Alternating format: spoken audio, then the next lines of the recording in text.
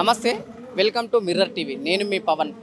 మనం గత కొన్ని రోజులుగా చూస్తున్నాం దామగుండం ఫారెస్ట్ గురించి చాలా వివాదం రేగెత్తుంది. ఎందుకంటే గతంలో ర్యాడర్ గురించి దేశవ్యాప్తంగా ఎక్కడ పెట్టినా సరే ఆయా రాష్ట్రాలు తిరస్కరించిన దాన్ని తెలంగాణ రాష్ట్రం దాన్ని యాక్సెప్ట్ చేసి వికారాబాద్ అడవులో దాదాపు 2 లక్షల చెట్లను నరికివేసి ర్యాడర్ ఏర్పాటుకి పూనుకుందని చెప్పేసి ఇక్కడ వాళ్ళు ఆవేదన వ్యక్తం చేస్తుంది. దాదాపు 2900 ఎకరాల్లో ఈ 2 లక్షల చెట్లని అడవిని పూర్తిగా నాశనం చేసి ఈ నేషనల్ సెక్యూరిటీ అని చెప్పేసి ఆ అడవినంతా పూర్తి నాశనం చేసే దానికి పూనుకున్నారని చెప్పేసి ఇక్కడ ఉన్న వాళ్ళు దాని ఆవేదన వ్యక్తం చేస్తూ మనతో మాట్లాడే ప్రయత్నం చేద్దాం. మనతో పాటు ప్రకృతి వనం ప్రసాద్ గారు. సార్ చెప్పండి సార్, ఏంటి అసలు వికారాబాద్ ఇష్యూ ఏంటిది, దామగుండం అనే మ్యాటర్ ఏంటిది? అంటే నాకు కూడా ఇప్పుడే తులసి సింధు గారి వీడియో చూసి తెలిసింది. అసలు తెలంగాణ ఆంధ్ర విడిపోయినప్పుడు అసలు ఇంత అద్భుతమైన ఒక ఫారెస్ట్ 2900 ఎకరాల్లో ఫారెస్ట్ ఉంది అనడమే నాకు చాలా ఆశ్చర్యం కలిగించింది. ఎందుకంటే అడవిని ఎవరు లెక్క పెట్టరు, కానీ మొత్తం లెక్కంతా అడవిలోనే. మనం తినే ప్రతి గింజ, ప్రతి ఆకుకూర, కూరగాయ, ప్రతి ఫ్రూట్ అడవి నుంచి వచ్చింది. ఏ సైంటిస్టు ల్యాబ్లో ఏ ఆహార పదార్థం తయారు చేయలేడు.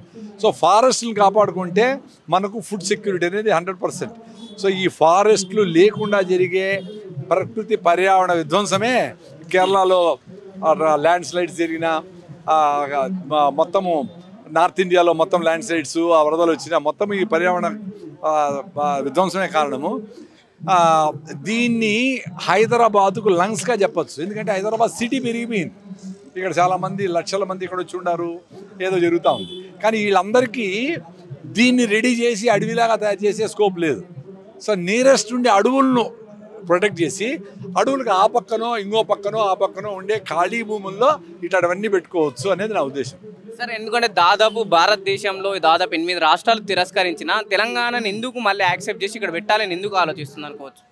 ఆ విషయం నాకు తెలియదు. అంటే ఎంతమంది రిజెక్ట్ చేశారు, ఎందుకు యాక్సెప్ట్ చేశారు విషయం నాకు తెలియదు. కానీ అట్లీస్ట్ హైదరాబాద్ అనేది మొత్తము భారతదేశానికి నడిబొడ్డునుంది. సో దీనికి నడిబొడ్డు నుండే ఈ ఇంత పెద్ద హైదరాబాదు చాలా ఎక్స్పాన్షన్ అయ్యే స్కోప్ ఉంది. ఇంకా కూడా ఇంకో 50 ఏళ్లలో ఇంకో 50 కిలోమీటర్లు దామగుండం వరకు కూడా వెళ్ళిపోతుంది. సో అప్పుడు మీ సిటీకి కావాల్సిన ఆక్సిజన్ కానీ, రిలాక్సేషన్ కానీ, మీకు కావాల్సిన రకరకాల పర్యావరణ అనుమతులు కానీ ఇవన్నీ చాలా కష్టమవుతుంది. సో మీకు ఈ ఫారెస్ట్ అనేది హైదరాబాద్కు లంగ్స్ లాగా ఉంటుంది. కాబట్టి దాన్ని ప్రొటెక్ట్ చేసుకునే పరిస్థితిని హైదరాబాద్ వాసులందరూ చూసుకోవాలా. ప్రొఫెసర్ నాగేశ్వరరావు గారు చెప్పినట్లు సోర్స్ ఆఫ్ మూసీ రివర్ అక్కడి నుంచి ఉంది.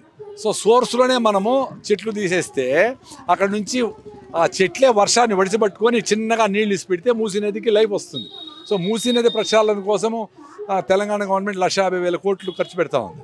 సో మూసీ నదిలో ఖర్చు పెట్టి రెడీ చేసినట్టు నీళ్ళే లేకపోతే ఎట్లా ఉంటుంది? కాబట్టి సోర్స్ని, తల్లిని కాపాడాలి. తర్వాత మూసీ నది ప్రక్షాళన ఆటోమేటిక్గా అవుతుందని నా ఉద్దేశం.